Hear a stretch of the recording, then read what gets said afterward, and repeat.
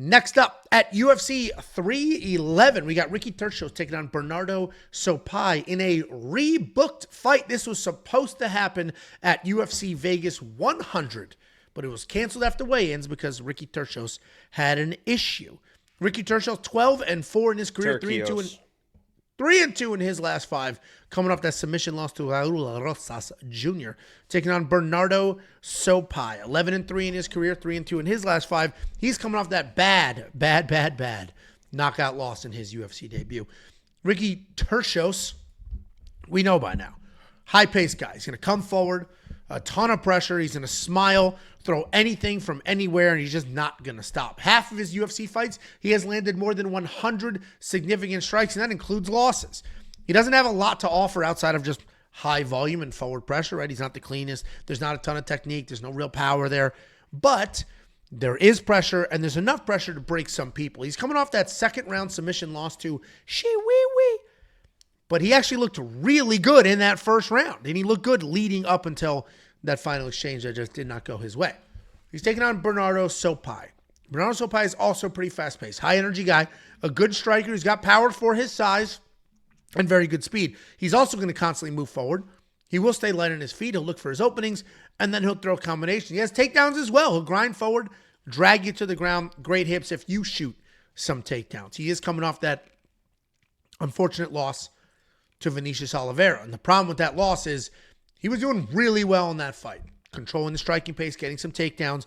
And the way he ate that knee against the cage and the way he got put out is like career-altering knockout level. Like, it was bad. He's a young guy. He's been out for about 7 months.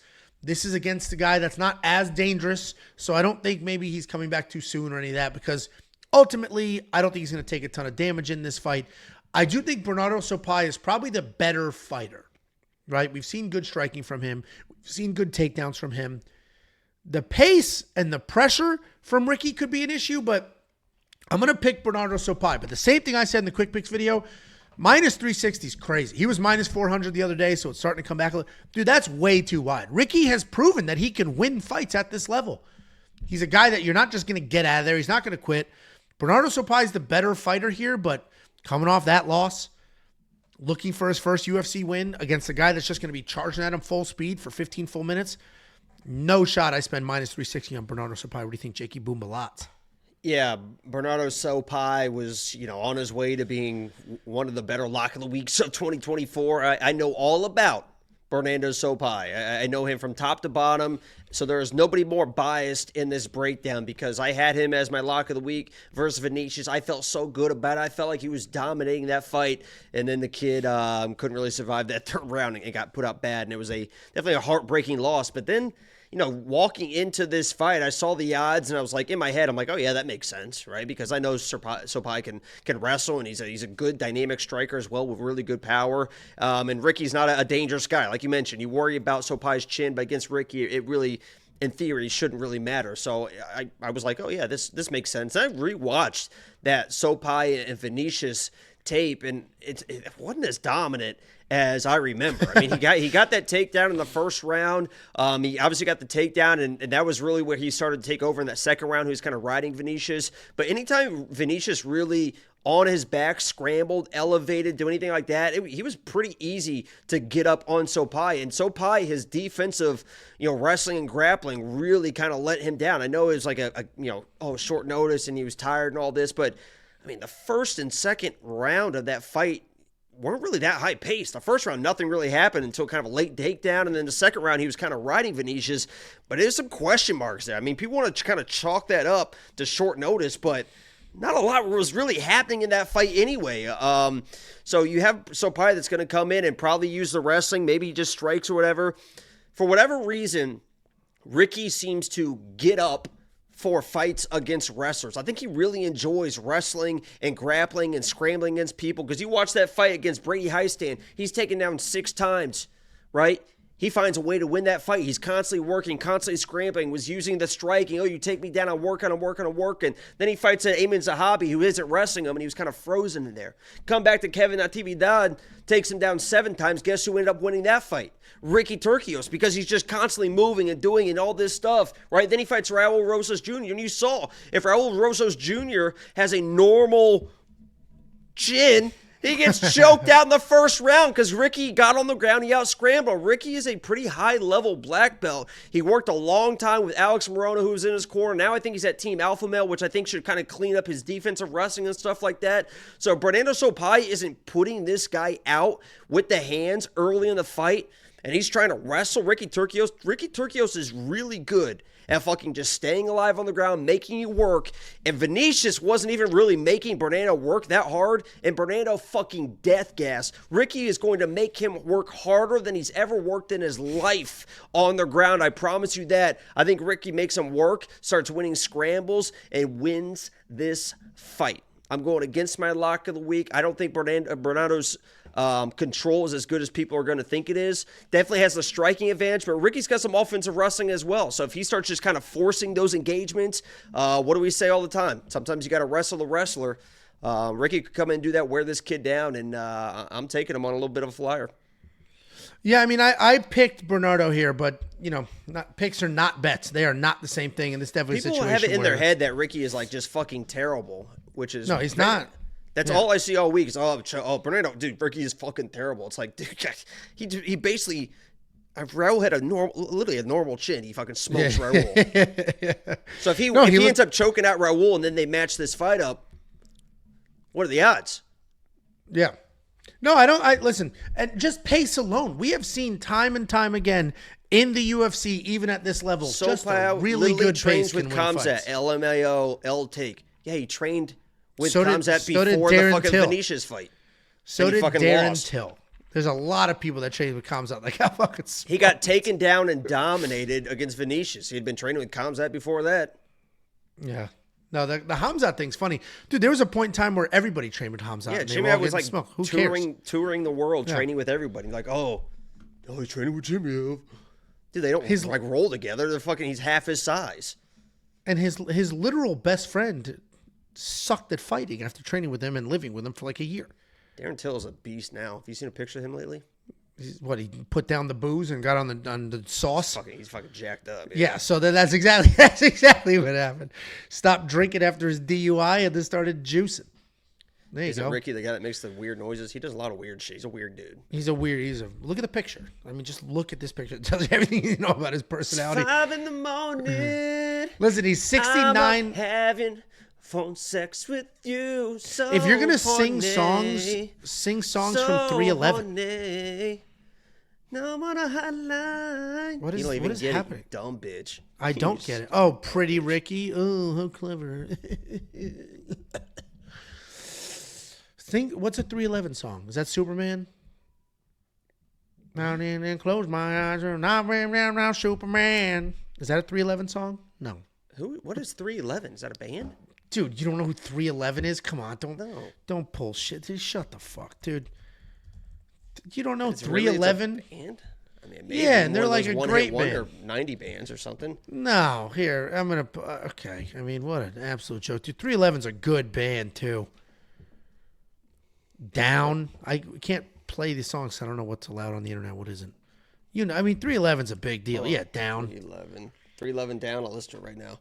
Let me see. You can sing it for us, for the boys.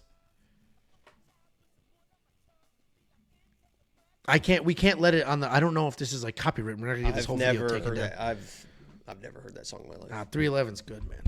Oh yeah, Three Doors Down was Superman. Anyway, I need you by my side because I $6,900 from DraftKings. Human kryptonite. Yeah, that is a great song. $6,900 for Ricky Turcios. Listen, I don't necessarily think he wins, but if I'm building multiple DraftKings lineup, I'm going to need some exposure to Ricky, who can set a pace, come forward, probably put up a couple of numbers, sub $7,000 against a guy who has never won a fight in the UFC, and the only fight he had in the UFC didn't quite end in spectacular fashion. You got to shoot your shot. Got to shoot your shot. You can unlock all the picks. Turcios by sub. What is that? Hold on. You want a little flyer bet here? Plus 1,400 Turcios by sub. Turcios by second or third round sub is plus 4,000. Can't wait to clip this out later. Anyway, well, this is like when Bet Sam said, bet on that chick to Gabriela Fernandez to submit Kong Wang. And that's exactly what happened. Either way, all the picks, the bets, the tools, not from just me and Jakey Boy, but we got Artem. We got an artificial intelligence, Bet Sam, tools that you could use not just for this event, but future events as well. It's freaking $10. BeOnPicks.com. Click become a member at the top. In my quick pick video last week, people were like, wow, what a clown. He picked 4 underdogs in a row or something like that. And 3 underdogs in a row, 1 in a row. Fucking Saturday. It's funny how that works out. A lot of dogs were live Saturday. Dude, it's funny because if you run through a card and you pick mostly favorites, everybody's going to say, what a loser is picking all favorites. If you run through a card, you pick mostly dogs, like what a loser you're chasing. There's no theme. You're just looking at each individual fight and picking from there. $1.99 super chat from Benzo, 1985. Christian Stuan Rodriguez, the wrestler killer. What's Stuan? I don't know what that is, but his middle name. I don't know. He's more than a wrestler killer because he smoked Cameron Saman. He literally is the prospect. I did a whole rant when I broke down that card 3 weeks ago, saying that they need a belt. I'm so sick for of prospect the prospect killer. He fucking lost to Isaac. I agree with you. He got fucking smoked. I agree he lost to Isaac, but that's just not how it went down, is it? Unfortunately. I agree. I thought that was one of the worst decisions I've ever seen in my life. 4 minutes and 9 seconds of control in the second round. Christian only landed 4 more significant strikes in the round. My God. You know what's crazy, too? Is the Amanda fight. That was pretty clear in my mind. It was Mackenzie won the first round. She got the takedown. Amanda won the second round because she had the control.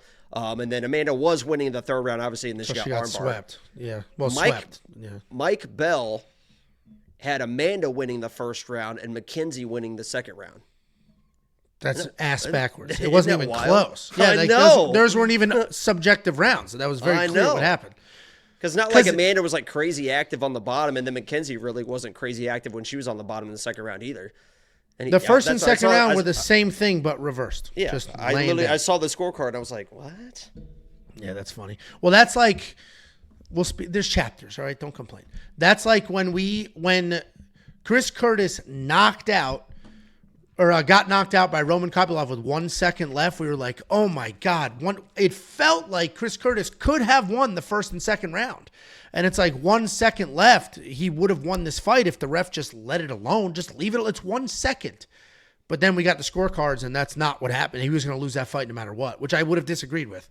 Felt like Chris won the first and the second. But by the way, we met some cool people at the Apex well. So if you guys are watching, we appreciate you coming up and saying hello. I owe a couple people premium for life. There was a few people that came up and they're like, "Oh, I'm a big fan of the show." And I was like, "What's your email? I'll convert your premium." How about the guys next to us and then you as well? When Bruno or whoever was fighting, and I'm just like I said, I don't root against people. I was just like rooting for Magomed. Like, come on, Magomed, like get off the fence and stuff like that. And those guys turned to you and you turned to me and you're like, "Hey, his daughter's right there." I'm like, I don't give a fuck if his fucking daughter's right there. You're at a fucking fight. You want me to be quiet because the fucking kids are there? People have their kids at the fights all the time. People bring their fucking kids to the arena. I'm like, fuck you, blah, blah. It's like, I'm not sitting there being like, your dad fucking sucks. I hope he fucking, I'm just like, come on, Magomed. And you all looked at me and were like, his daughter is right there. No, I don't give a flying you had some, fuck. Your dad sucks. You had some, your dad sucks. I don't give a flying fuck who's there.